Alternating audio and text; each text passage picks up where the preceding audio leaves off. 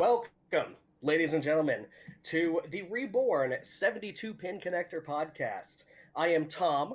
I am joined by Eric and Dadam, the Adam Jordan. And today we're going to talk about video games. We're going to tell you what this podcast is, what we're going to discuss, and how we're going to do it. You're going to like it and you're going to listen to us. Trust me, we'll give you lots of money. Won't we? Lots. Okay, good. So now that Eric has the financials covered, the first thing we're going to jump into is welcome to 72 Pin Connector, who we are, what this is, what we've been doing. 72 Pin Connector has been an experimentation. It started as a ROM blog on WordPress.com, and then it moved into a podcast talking about retro gaming. And then we kind of moved into general gaming topics and talking about just about everything. And then it devolved into absolute nothingness with us not posting anything for months or sometimes years at a time. And we're here trying this again because we're masochists, and that's just the way we roll. So this time around, we're not going to focus so much on classic gaming. There's still going to be that stuff in there, but it's really going to be more about gaming news, modern gaming, and what we're playing each and every day. So I'm glad you've decided to download the podcast, and away we go.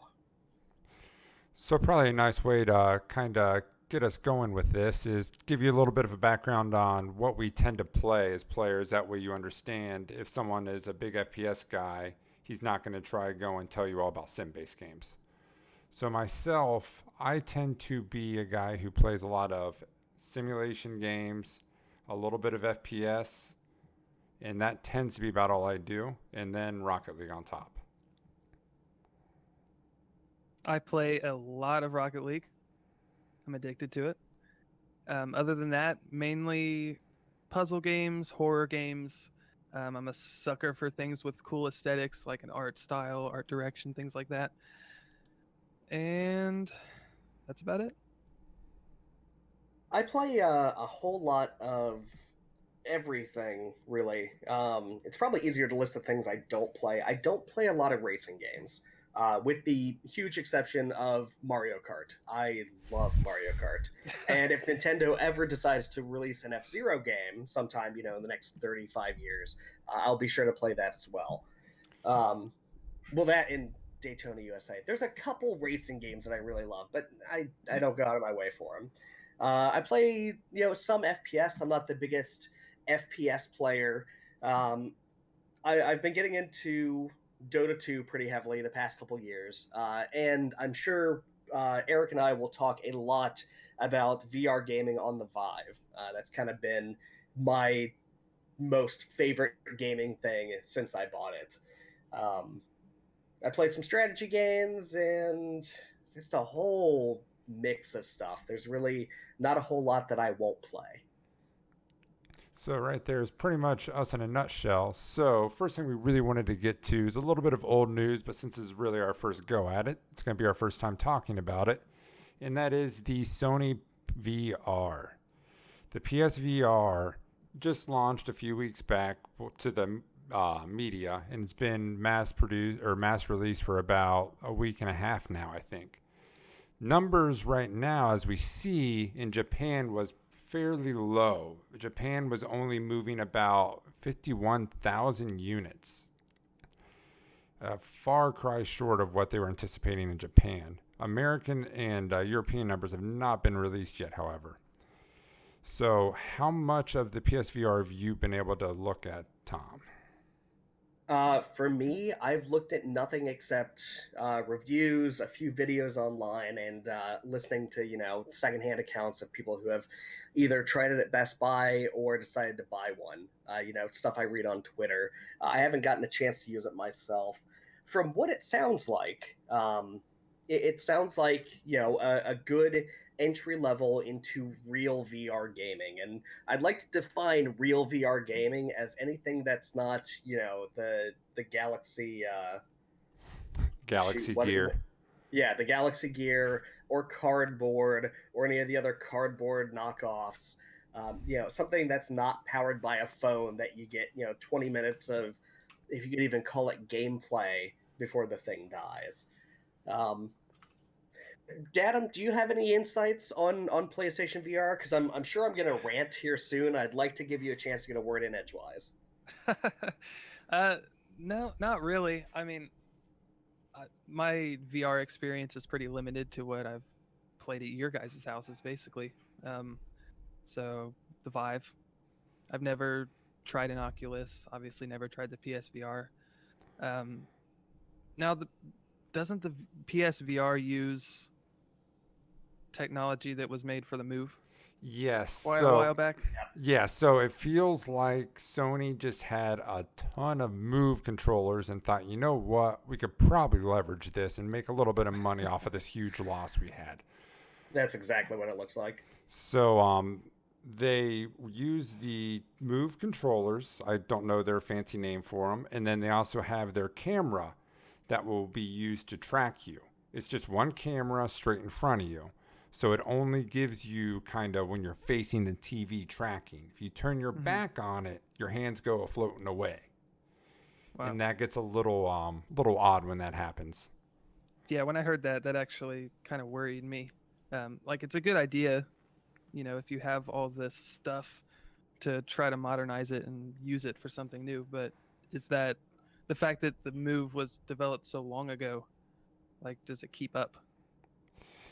And it seems Yeah, like a lot of the reviews I'm hearing is the controllers work, but it's not designed for VR. It's just something they've kind of made work for their experiences.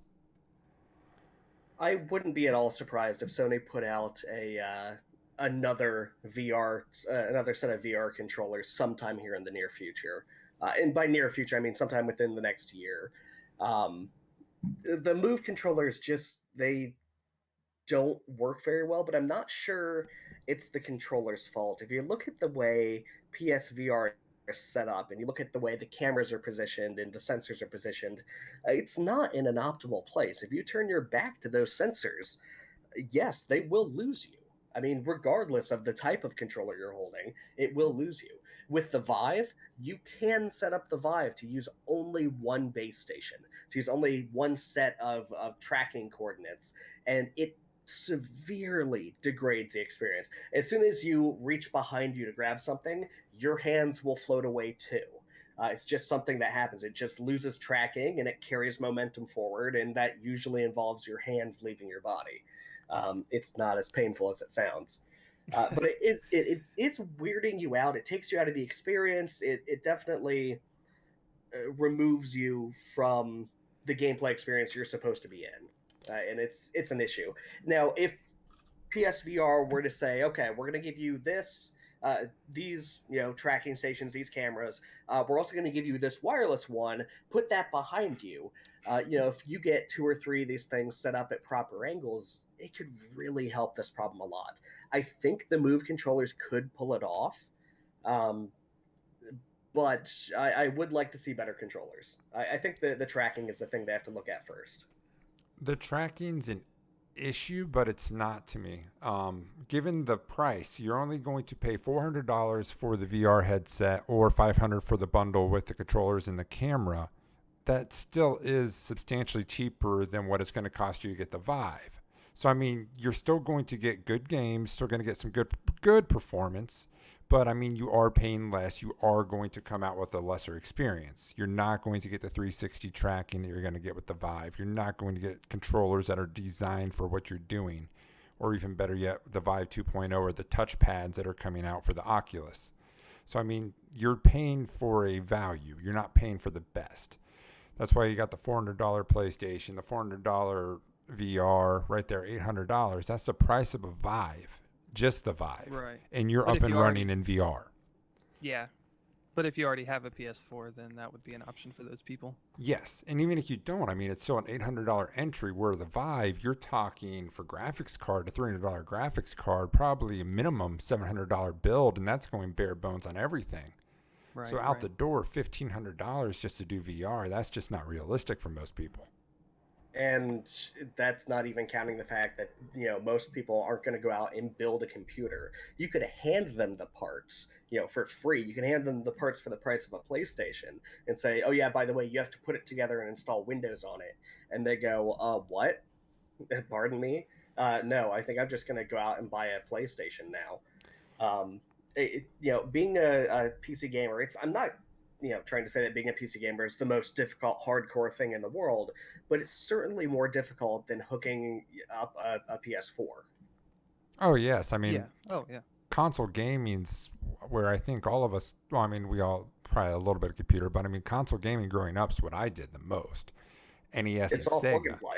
Yeah, I mean I was able to jump around TV to TV within 10 minutes. Hell, it can take me that long just to tear down my computer sometimes. Just all the cords and crap. Yeah, my biggest issue with PlayStation VR, with Cardboard 2.0, also known as Android Daydream or Pixel Daydream or whatever the hell Google's calling their thing now, is that you know Eric, you and I jumped into the Mercedes Benz of VR, right? We went out, we bought stupid expensive graphics cards, we blew a bunch of money on these hunks of plastic that contained screens that we strapped to our faces, and we danced around our living rooms like everyone's favorite, forest fairy creature or whatever. And it ends up being one of the best gaming experiences I've had in honestly a decade or more. It's just amazing. But my huge fear is that someone is going to buy Gear VR or PSVR. They're going to strap this thing to their head and they go, "Wow, this is a lot shittier than I expected. This is not at Mhm. all the new paradigm shift that I wanted. Why are people excited about VR? This is a steaming pile of shit." And then people will completely exit. They'll have this preconceived notion of what VR gaming is supposed to be because of these subpar, shoddy experiences, and they'll just completely remove themselves from the hype train of VR gaming. Then developers see that people hate VR, that they don't care about VR. Developers stop making games because they're not making money, and then the whole thing falls apart, and you and I are left without a Mercedes that we can put gas in. Okay, so first off, on that little rant, I far, far, far from call a Vive a Mercedes. I mean, right now Well, it's the best, but I mean, we're talking more like the Model T era, it just where, Right, depends on how it's much. early age. It's yeah, Yeah. definitely early age. The Vive has got substantial technical issues to leap forward and fix in the next version. and also like the VR gear or Galaxy Gear, whatever Samsung's calling it, and the Google stuff, it does a decent job just doing VR. It's just not games at all. And Sony's VR is good. It's just they don't have the tracking. Like honestly, the thing I'm pumped about with Sony is you got a major player in the video game space. I mean, Vive, yeah, it's got Valve. Valve kind of knows what they're doing, but Sony knows game development. It knows game publishing. It knows what to do. They can bring devs to it. And there's still some other titles like 5,000 foot robot golf or whatever that actually looks really cool. But they're going to bring titles to VR that wouldn't be there otherwise. So if Right. Sony fails at this, that's the nail in the coffin for VR as far as I'm concerned. Because devs are I going to mean, say if Sony can't do it, who the hell is going to be able to? it just depends on how much worse of an experience it is compared to the Vive or the Oculus. I mean, judging the hardware, it's going to be worse. But how much worse? Is it going to be bad enough that people aren't interested? Or is it going to be that perfect middle ground of not horribly expensive for people to try, but still good enough that they get excited about it? And then those people might move on to buy later on the Vive or, the next iteration of PSVR. And Yes. that's the big thing about VR is it's so finicky and it's so hard to get right. And when you get it wrong, you get it really, really wrong. Yeah. Right? Like with cardboard, with early cardboard, using it on my Nexus 4, which I probably shouldn't have done, right? That's an underpowered crap phone anyway. But I was getting 20 frames per second, and of course it was making me nauseous. Literally everything makes you nauseous at 20 frames per second. In VR, you have to have a minimum spec of 90 frames per second to to avoid motion sickness in most people. is the PlayStation pushing that? Can it push it consistently? Can it push it consistently and still have decent graphics, right? They're not going to be Yeah. PS4 level, 1080p graphics that you're seeing in the latest and greatest FPS, but they have to be good enough that people don't dismiss it as a tech demo. Right. Uh, I agree with you. I think that if Sony fails this, it drags VR entirely down with it, and that is terrifying to me. Yeah. I don't want to see this become the next Wii, right? The Kinect is ridiculous and it's dead. The PlayStation Move never even got out of the delivery room. It was so dead on site. And the Wii, sold like gangbusters for 6 months until people realized that there's one game and everyone owns it already, which is Wii Sports. Yeah, but the Sony VR, it's got one thing in its advantage is it's not a 1080p screen on the inside, just like the Vive's not. So it doesn't have to try to push the horsepower there. And another thing that's really fishy, I'm surprised they did it like this, the Pro's coming out soon. The Pro launches in November. So they're going to have a new PS4 with a lot more horsepower.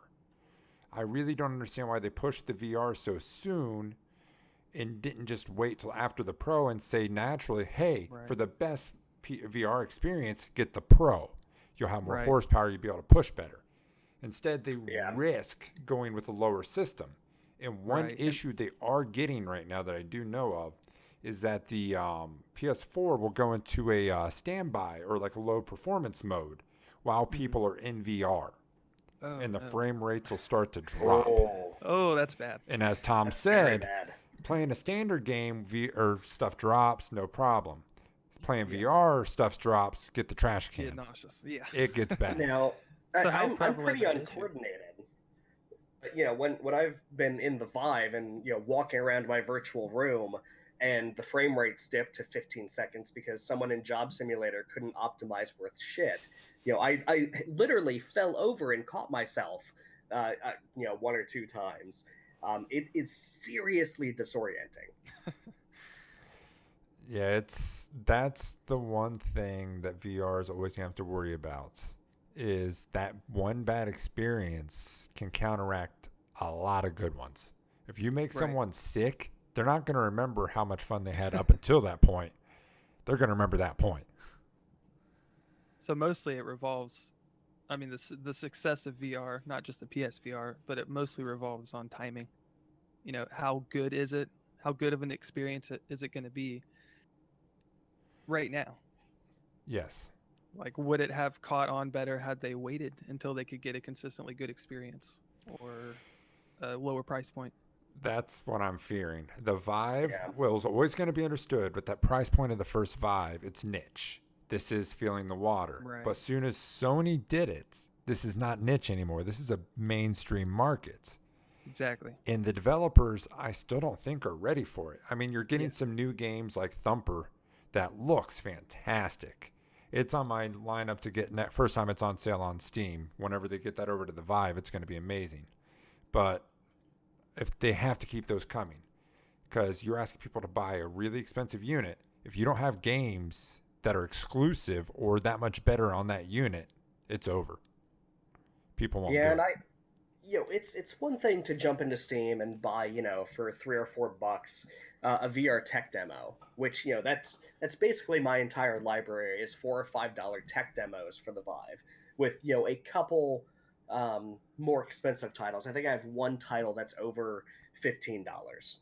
Now it's great, but most everything is these little willy-nilly experiments, which is great. You need those, and you need to see how the community reacts to them, but you don't really see $1 to $2 titles hitting the PlayStation Store very often.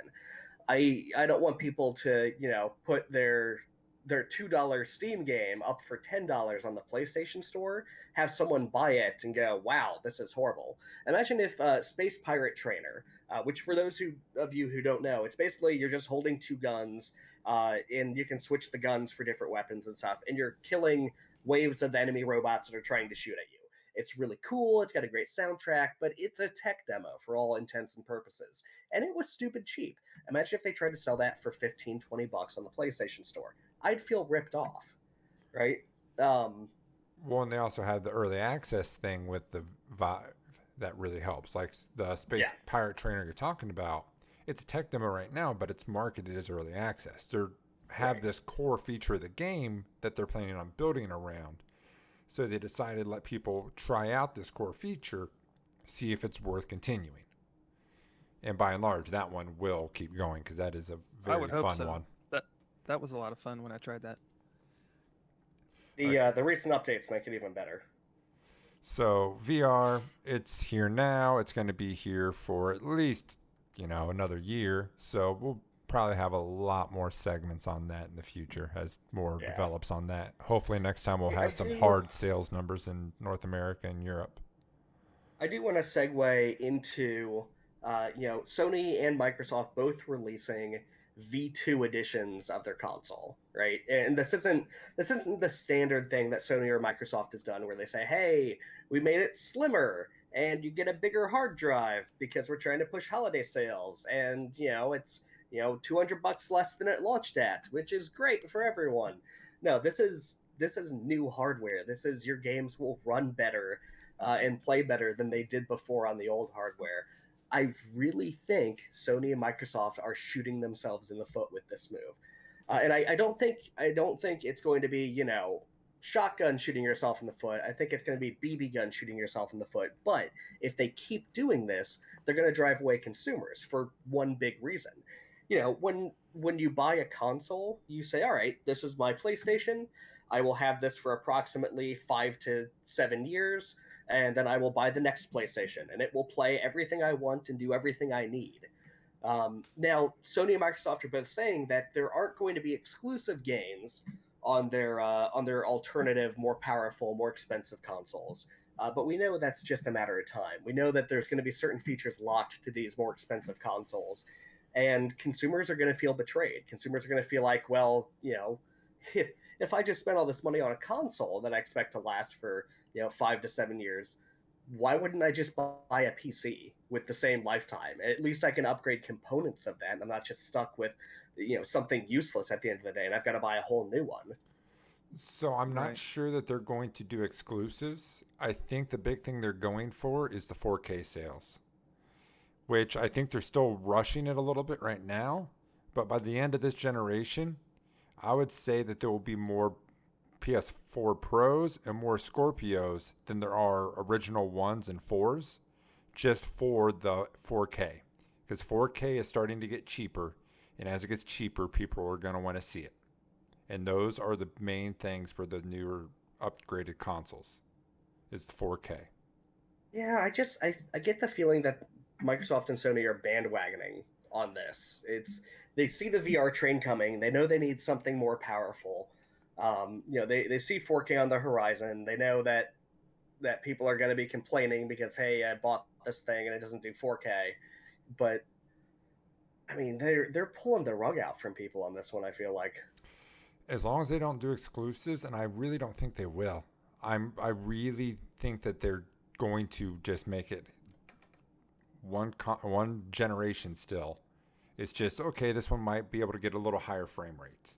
I can see that being a thing. For the love of God, if they start capping frame rates between their consoles, they're going to have all sorts of issues. Yeah, they will. Yeah. But speaking of consoles, there was an announcement for something that will be only on consoles as of right now. It's a sequel to a game I think we all know and love, Red Dead Katamari Redemption. Damacy.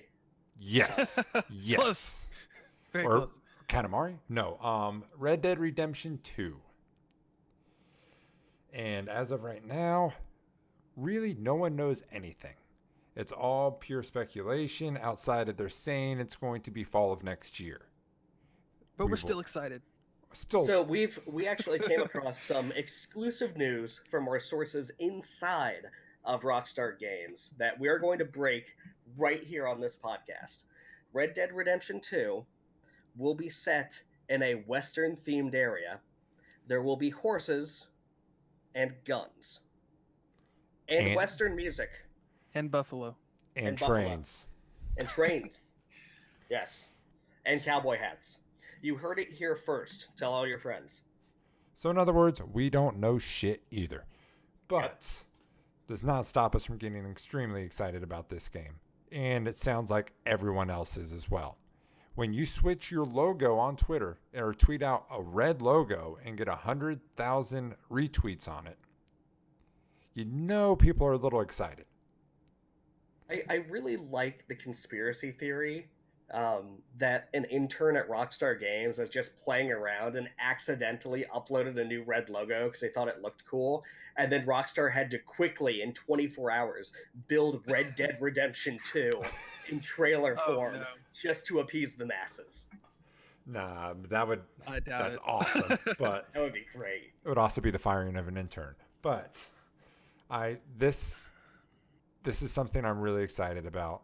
GTA 5 was launched as PS3, Xbox 360 capable. So this will be the first launch from Rockstar for this generation of consoles. And the trailer looks gorgeous. It's very pretty. Very pretty. I really hope it hits PC because that was my next point. I'm really excited, but kind of not, because is it going to be on PC? Because I don't own any consoles. I'm not going to buy a console just for Red Dead Redemption. But, is there going to be a PC version? If there is, how long are we going to have to wait for it? And while I do want a PC version, here's where I differ from you two. I don't give a fuck. I'm getting it as soon as it comes out. Because this guy still uses consoles too. Yeah. Yeah. So hey, I use consoles. I've got a GameCube hooked up out there. from this decade. But yes, this game is looking beautiful. And there's right now a lot of rumors going around about whether or not this is actually going to be a prelude to the Red Dead story. And more about how that gang was ran beforehand. Well, I shouldn't say that gang, but his gang was ran beforehand. Since, can't really be him in a post-Red Dead game for, well, reasons. Hopefully everyone here knows. I'm not going to say anything, but yes, reasons. He turns into a astronaut and goes to space. Red Dead Redemption 3. Buffalo on the Moon. Well, if you play the DLC, he turns into a zombie, and that's true. That. I did not. Which actually, I played more of that than I did the actual game itself. This is a game that my roommate and I would just spend hours playing. At one point, we found, I don't even want to know if you want to call it a glitch, but when you was in the Northeast, if you was to snipe a bear, another bear would come, and you would kill it, and more bears would come. And it just got to the point where you're running for your life. There was just no way out of the situation, and then you die. Is how that always inevitably ended. Did you ever see any of the bird people? See, I did not run into any of the graphical glitches that people would see. Oh. Or like the horse lady. Adam, have you seen the bird people? I have not. Okay, I'm going to find a YouTube video for you. You guys talk, and I'll link it to you. All right. So yeah, this game is going to be fantastic. The trailer showed some interesting stuff. So he was bringing back a deer on the back of a horse. So a lot of people are kind of assuming that this might mean the hunting end of this game might go a little deeper, and that you might actually have a house of your own, since games are now starting to incorporate more of a single area that players can decorate and things like that, and that you might actually be able to have kind of trophy situations where, oh, this is the biggest deer I've shot, or this is the biggest buffalo. And you go back to your house, and there is like dates and how big and whatnot there is. Yeah. Yeah, I like the hunting a lot in the first one. It would be cool if they expanded on that. But I'm really just looking forward to exploring the area. The first game was so pretty. It was fun to just ride your horse and just explore for no reason. Just to see the sights and, all of that. And obviously this one is much prettier. So and I'm really looking forward to that. Hopefully they fill it out a little more. The area was very pretty, but I mean, it got to the point where it was kind of empty for as big of an area as it was. Right. They really need to just kind of fill it with a little bit more. Not a lot, just a little bit more. Right. But I mean, they've became the masters of open world. So yeah. if Yeah, anyone, absolutely. if this is going to probably be the open world masterpiece of this generation of consoles. I mean, I'm. Maybe. I know They the have got a lot of competition, though. I yeah. mean, people are still tearing apart not only just the code, but even in game, searching out and finding secrets in Grand Theft Auto 5. Just a couple months ago, they figured out that you could have like a Sasquatch sort of hallucination after you find 20 of these hidden plants around the world. And that's a big, big world. So there are still little hidden secrets and gems that people have no idea how to get to them, how to activate them, anything in Grand Theft Auto 5. It's really amazing. I mean, the Mount Chiliad mystery alone is one of the biggest mysteries in gaming, and we still have no idea what that's about. Until we find out they put that in there just to fuck with people. Oh, I'm sure they did. Rockstar loves doing that. So Well, for it's those of working. you who don't know, in Grand Theft Auto 5, if you get up to the mountain, and it's not a hidden area, you just get up to this place where a cable car takes you.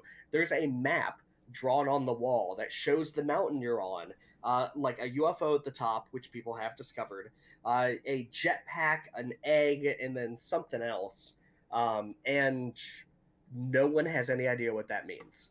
They sort of correspond to places on the map if you orient it the right way, but I mean, for the most part, the entire thing is a giant mystery. Well, and there's also the 3 UFOs on the map. There's the Yep. one underwater at the far north. There's the second one that if you have 100% completion, you go to a certain dock at a certain time, it will fly and be visible. And the third one you kind of have to glitch into by flying out of the map. So, I mean, they've put some Easter eggs in there to kind of really drive you forward. But I would have thought soon as the PC version launched, there would be people digging in code, figuring out what's going on.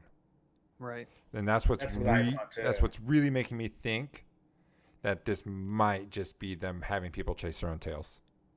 Yeah. Well, Maybe. I mean, even with the PC version, it still took over a year for them to find the Bigfoot stuff, the Bigfoot hallucination. Yeah, but I mean, people weren't necessarily looking for that. That's true. They're trying to figure out this. This has been a mystery since before it was on the computer. People have been driven nuts by this thing. And Rockstar isn't the only company to do this. There have been plenty of game companies that release their games, and years later, sometimes decades later, glitches are found or secrets that no one had discovered. But just think, they put all of this in a game that was designed for the 360. This is a whole other studio. They weren't impacted by GTA 5 development. They're not impacted by GTA 5 online development. They're a standalone department that has been working on this game. What the hell can they throw into this? More processing power, more storage capabilities. They can make this game monstrous if they wanted to. I really hope there's a PC port. That's all I've got to Yeah. say. Yeah. God, you guys and your freaking PC exclusivity. Hey, sorry. But there Not was my fault I chose the right gaming system. really, I think the right game system is the system that has the games you want to play. But Yeah. neither here nor there. There I've got a was GameCube. actually fuck you. There was some news that surprisingly overshadowed the announcement of Red Dead Redemption. Yeah. It was not going to be possible to overshadow that until Nintendo decided, that NX name you Ricochet guys have been 3. talking about, you might as well stop saying NX because we don't like that. Instead, they went with the word Switch. Frickin' Switch. The Nintendo tablet, console, mobile, do everything Switch Army knife of a video game console. Now, Tom, you are a Nintendo fanboy. What was your first opinion when you saw this thing? I get ragged on a lot for either being a Nintendo fanboy or hating Nintendo. I have no middle ground with Nintendo. There's never a time where I went, yeah, I guess Nintendo's okay. I either love them or hate them. And right now I am so concerned and underwhelmed because the Wii U was a massive failure. Right, the 3DS was a massive failure. It's gained some steam since, but still not as much as the original DS by far. Um, I really think or thought that Nintendo needed to release a console to compete with the big boys. Right, we need to stop, playing around with the Wii and the Wii U and the 3DS. I mean, yeah, okay, that's great. They tried some stuff out. Some of it worked, some of it didn't. That's all well and good, but it's time to start making money again, Nintendo, right? They've got a lot in the bank, but they can't just run in the red all the time. So it's time to put out a brand new console that's got a bunch of power. It's going to be $500 at launch. It's going to have a real controller. There's not going to be any weirdness with online. It's all going to work and be beautiful. It'll be like the second coming of the Dreamcast. It'll be amazing. And then they put out the Dreamcast.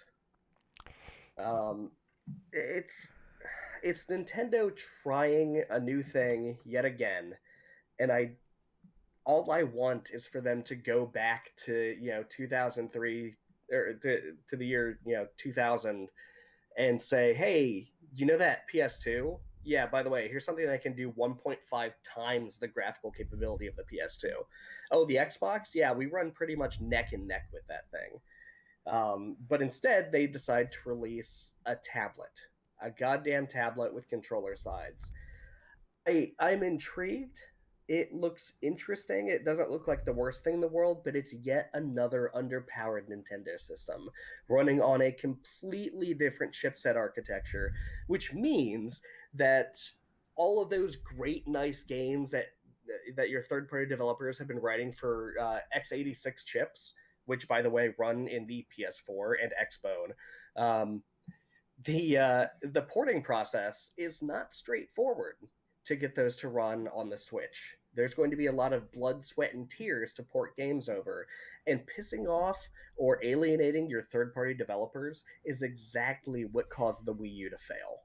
I see this happening all over again. Nintendo's got perfect first party. They have got the absolute best third party, better than anyone else, but it wasn't enough to keep the Wii U afloat, and it won't be enough to keep the Switch afloat. Well, the difference is Wii U, they never released the first party. I mean, they had a couple, but I mean, where's your Zelda? Where's your Right. Metroid? Zelda's not there, Metroid's not there. The big things are Mario Maker sold pretty well, and Splatoon was the hit out of nowhere. Nintendo releasing the first original thing they've done in years, and it ended up being a huge hit. But I agree. The Wii U didn't really have games. There's like 6 games that I want on the Wii U, and that's why I'm not buying one. I'm I'm torn on this because one thing that is kind of promising, the console itself has some gimmicks, but when it comes to just straight gameplay, they're not fucking with motion controls anymore. They're not fucking with these weird ass touch screens on your controller while you're playing on your TV anymore. You are having a controller in your hand and playing a game that's on the TV. Or you have the controllers on the outside of it making it a handheld playing the game. You're not going to have to stand up and jump, do front flips and swing swords and crap to play a game. You're actually going to sit like you would for an Xbox. And they actually showed in that trailer there was an Xbox Pro controller. Or not Xbox Pro, but an Xbox-like controller. It was one piece, dual thumbsticks, upper, lower, left, right. Looked beautiful. But it's still a tablet. Unless that base station has more horsepower behind it, it's just not going to be that great.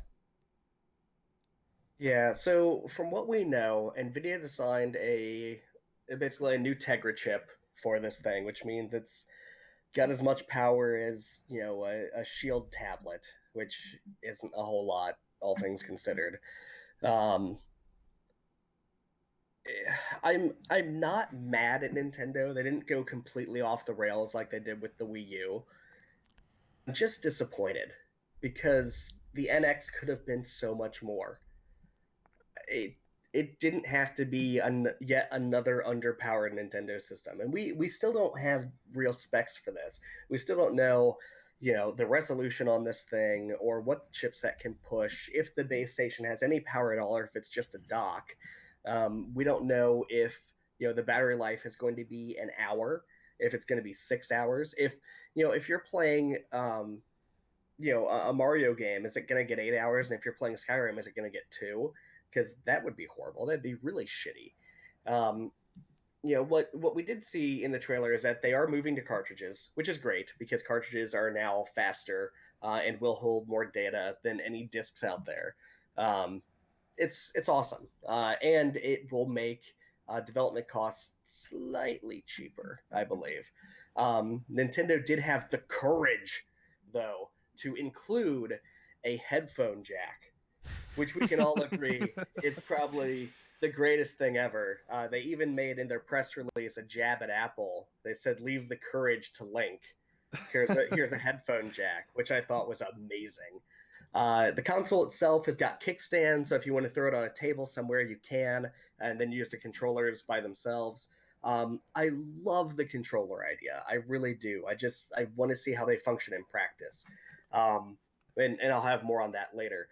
In the trailer, I did see next to the console, up on like a mantle, someone had goddamn Amiibo.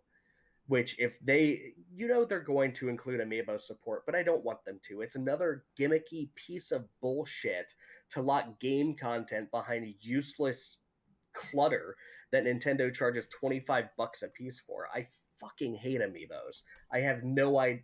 Well, I know exactly why Nintendo put them out, because they print money.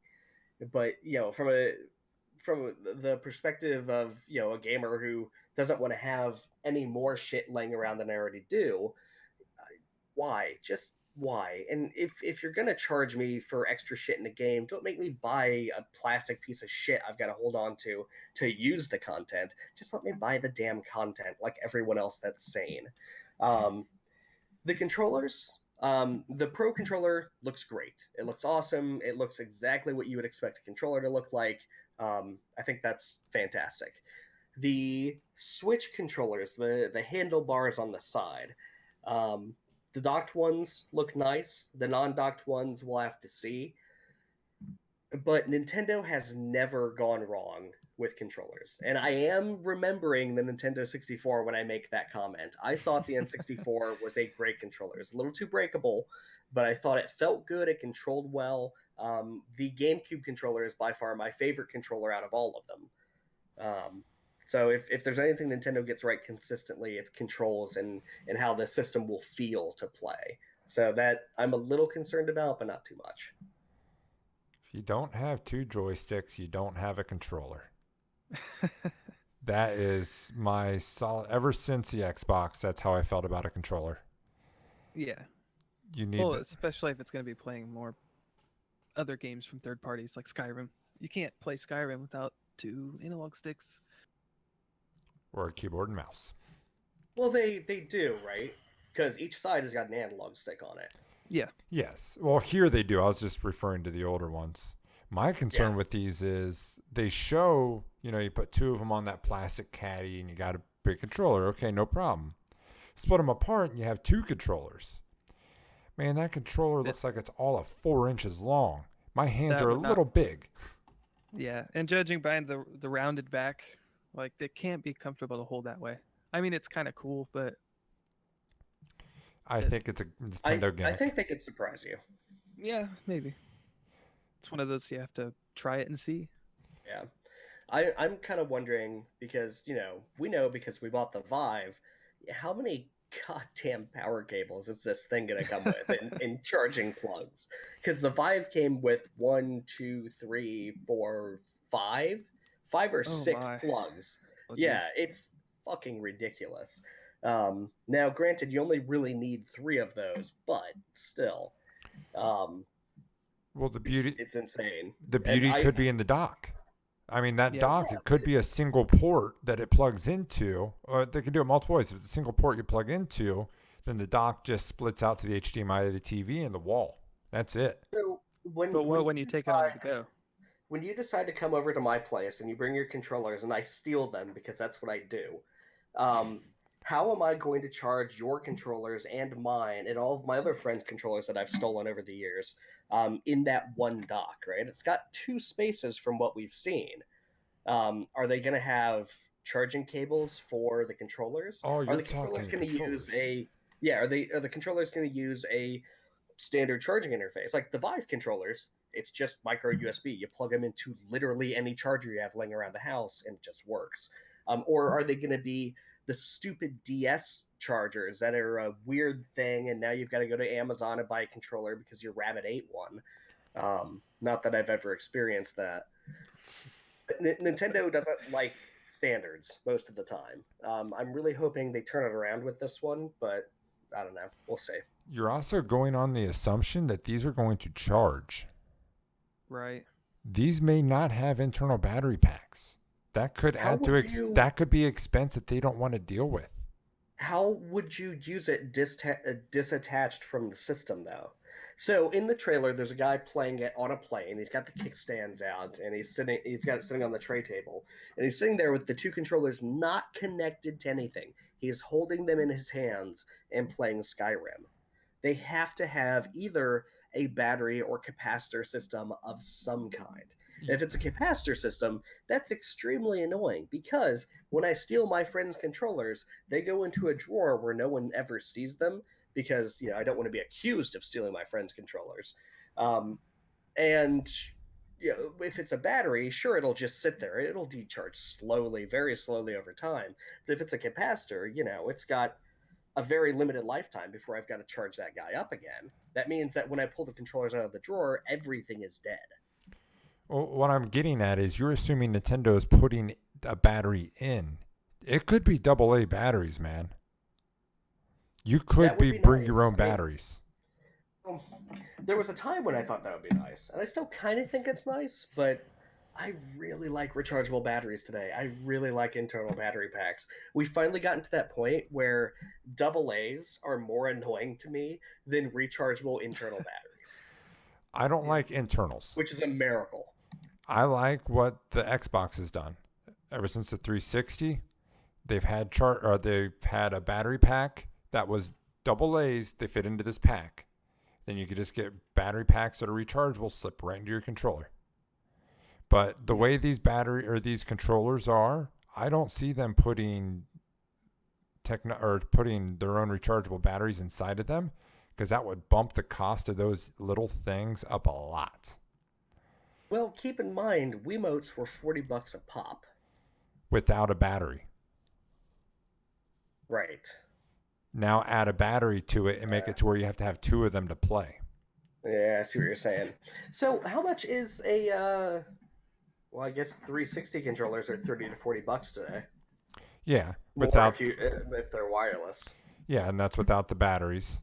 So Yeah. you would either run doubles or you would spend like $20 and get a rechargeable one with the charge station. I guess if you're playing Skyrim on the plane, if you're that guy and your right controller dies, the system would know because Nintendo has done, the battery level checking since the Wii with the Wiimotes. I guess you would just attach them to the side of the system and power them that way. Well, But that's annoying too. that's another assumption. Do those controllers actually connect, or is it just a plastic slide you slide into? I would be very, very surprised if they didn't connect in some way. Well, Yeah. because I mean, you have to remember, if they're connecting in some way, that's going to be exposed on the controller while you're playing it. And you have to be able to Depends on how they slide. do You have it. to be able to slide it in, and it still get connected. I think that'd be really tricky, because then if something gets stuck in there, I mean, I think that's a very dangerous thing to do, because I think that'd be one of the first things to get messed up on the tablet. I some don't think dirt. so. So if you look at the 3DS charging dock today, right now the 3DS has got these gold plated areas on the back that are exposed, and you just sit it in the dock, and it's got these pins that come out and touch it, and then it charges through those pins. You can do zero force direct electrical connections to those things pretty easily, and still have them be corrosion resistant to human paws. Okay, but then you would saw the issue. You're still going to be pulling off of your tablet, which is probably, well, at this point we don't know, but I'm going to suspect probably no more than 4 hour battery life. Well, But I don't think the controllers will. I mean, if the Tegra is anything to go on, the controllers are not what you're worried about with battery life, right? Those things get hot and they just burn Yes. through power. And with the that system looked fairly thin, all things considered. yes, I that really, shocked me. I really hope Nintendo gets its battery life correct. That's I yeah, don't it's gonna be a care. deal breaker. Yeah, if this thing is a 2 hour battery, no one's gonna buy this, right? Well, I It's would. it's basically it's a console that you can take with you to the bathroom, and that's it. It's now your new Facebook thing for the bathroom. Yeah, Congratulations, Nintendo. it's like early laptops, where it's like, oh yeah, it's a laptop. It sits here at my desk forever until I go to a meeting, but it can't be more than an hour because that's how long my battery lasts. So there also was a couple other interesting things, at least to me, in that trailer. One, there's a 3D Mario in that trailer. There Yes, was there no is. 3D Mario new release for the Wii U. Could it be that they actually have one for launch? No, And I'm second, gonna say no. I'm hoping they do. That'd be great. And the second thing I think could be honestly something that would throw back to Xbox days to me.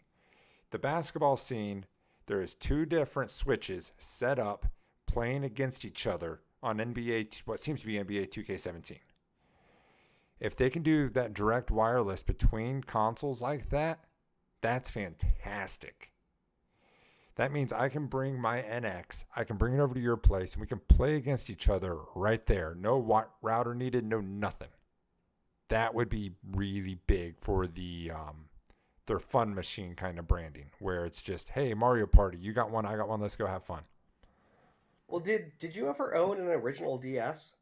Not an original. So they've actually been able to do that since the DS. They use Wi-Fi Direct, and you can link the systems together, and it's trivial in game. It's just you go to the multiplayer menu, and you spawn a lobby, and it just looks around you and finds a lobby for you to join. Um, and it was the most easy local multiplayer I have ever set up. And I came from the day of using link cables on my Game Boy to play Four Swords on the school bus, which is still one of the most criminally underrated Zelda games of all time.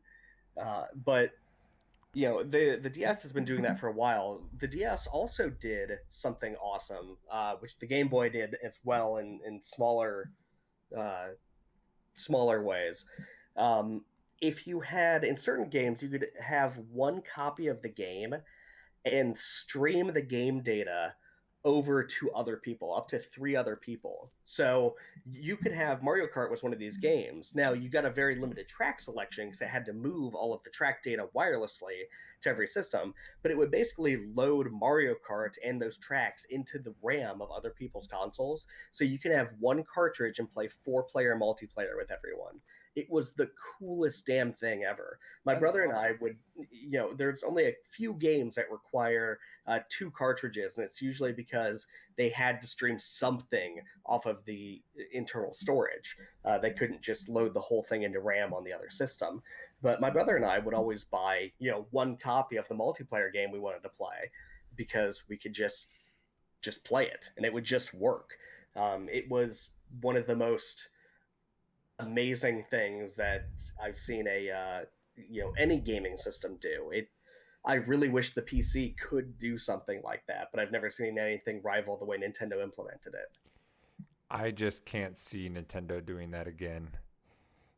This day and age, the money grabs that go on with the DLC and the micros, they're not going to let you get away with just one console or one copy of a game.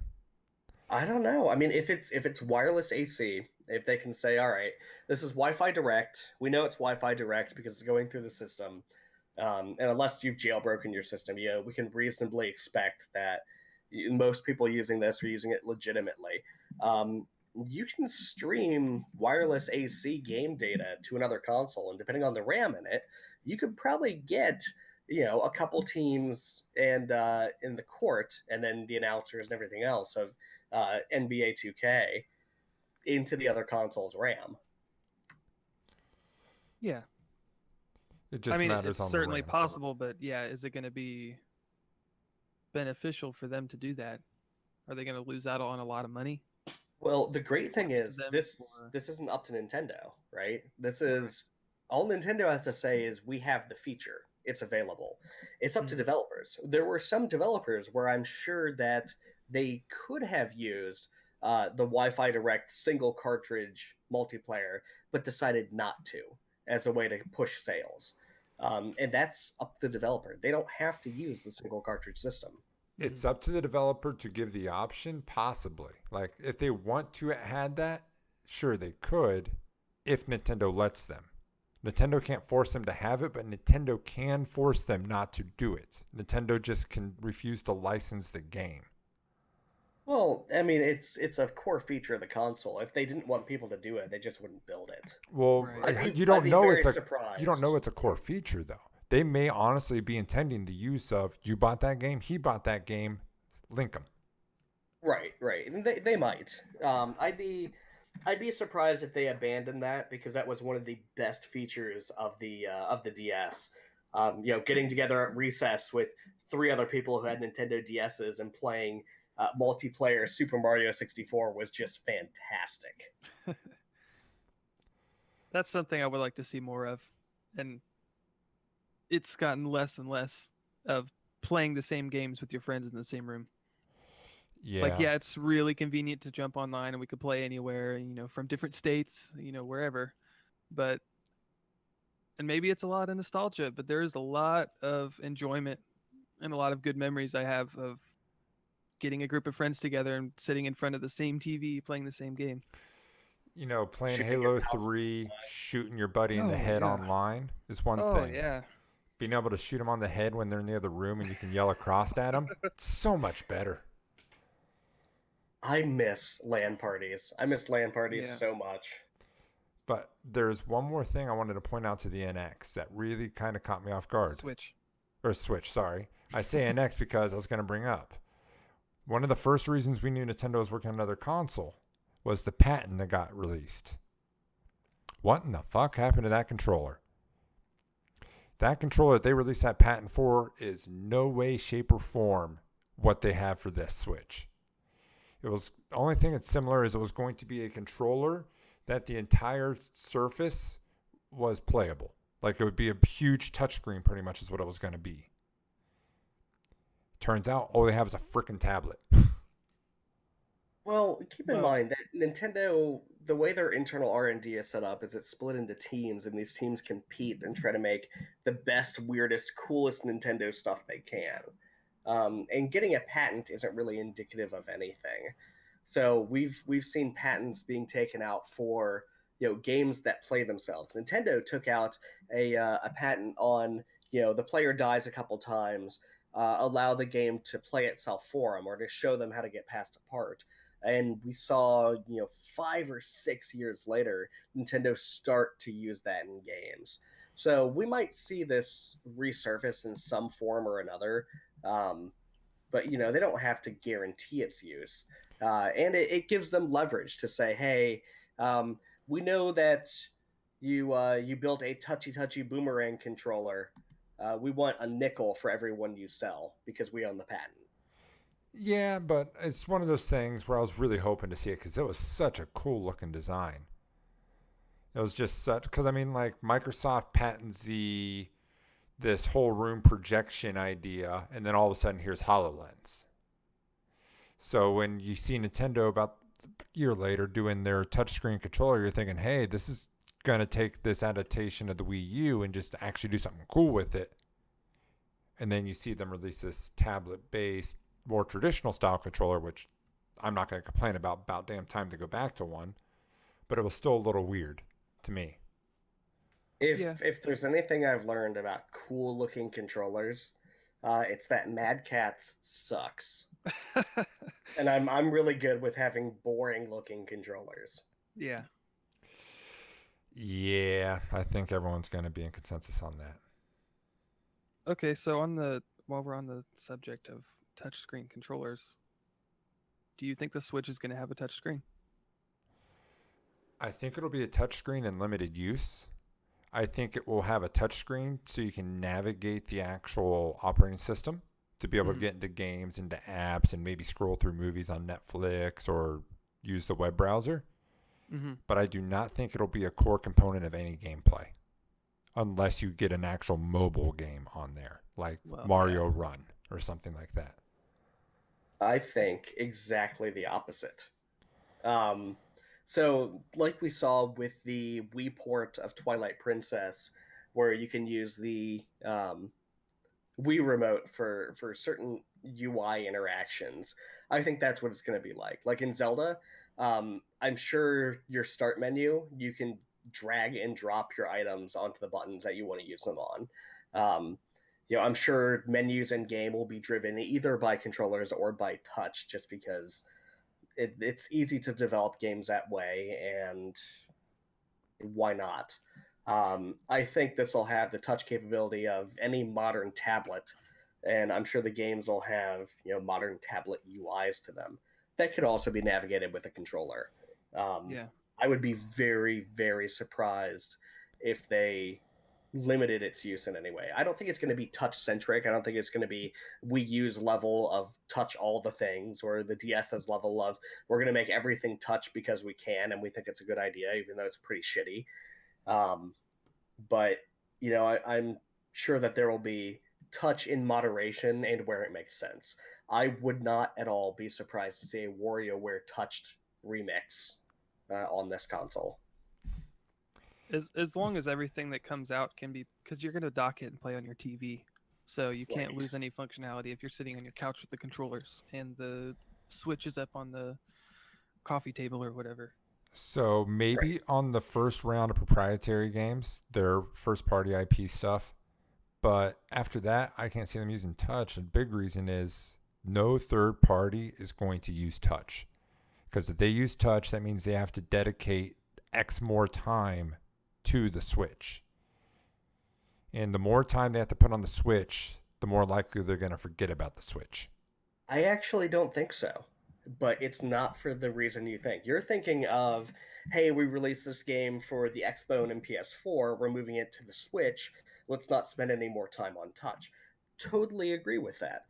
But hey, I'm developing a new semi-mobile, but you can control it with a controller game for iOS and Android using Unity with its one-click export. Which, by the way, in Unity, I can export to Tegra for Android. What else uses Tegra? Oh, look, it's the Switch. I'll just release it on here too because it just works. I will predict right now that we're going to see a lot of mobile app developers jump onto the Switch because it's just a one-click export away. And why the hell wouldn't you? Absolutely. So I would agree with the mobile. I will. I'm just saying actual console exclusives. I don't see touch integration being a big thing.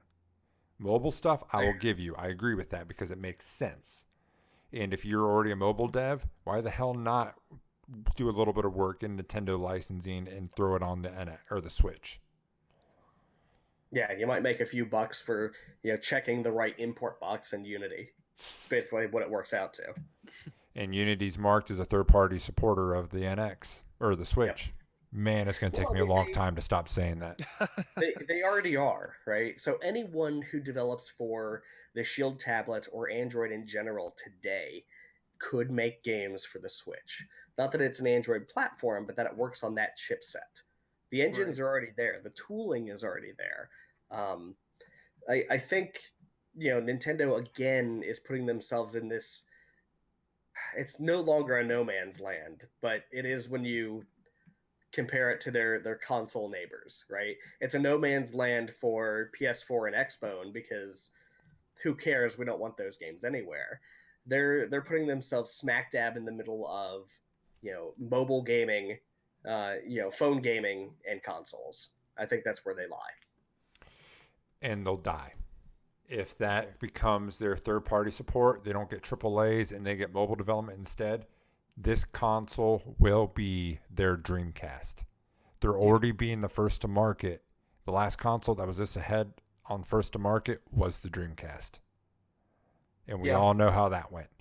Rush to the next console because your last sucked.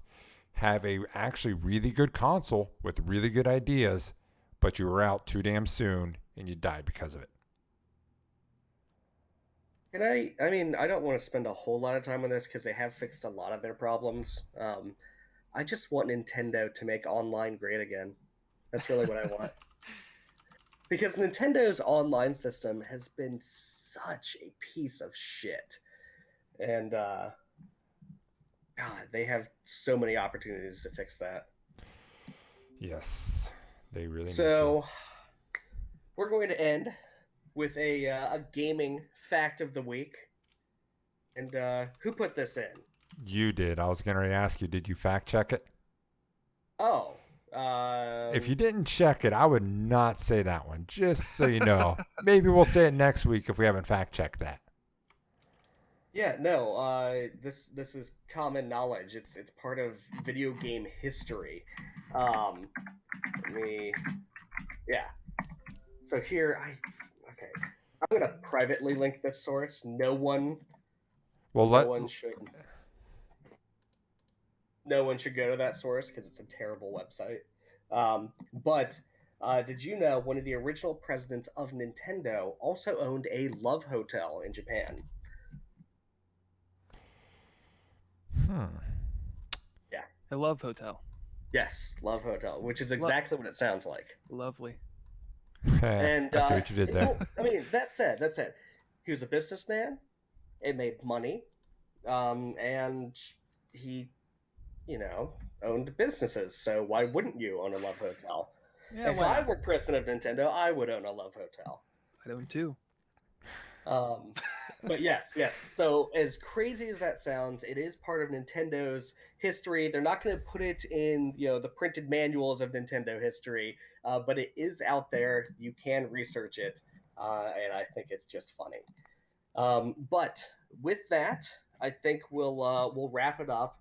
And one thing that we skipped that I'm going to do at the end for this show is what have you been playing and what are you going to play? Datum, kick it off. Well, as you guys know, I've been playing Rocket League, as I always do. Way too much. But I also played the Outlast 2 demo recently. How was that? Was pretty good. I did play the first Outlast all the way through, actually. It's not without its issues, but it was cool. It had a cool atmosphere. It was very scary, very tense. The second one seems to be going in a little bit different direction. The first one was set in an insane asylum. A lot of gore, a lot of being hunted, that kind of thing. This one seems to be kind of a little more in the Resident Evil 2 culty vibe. You're in a plane crash, I believe, and you end up going through this village, and you see the village, the people watching you in the background as you're coming through, and there seem to be some supernatural elements to it.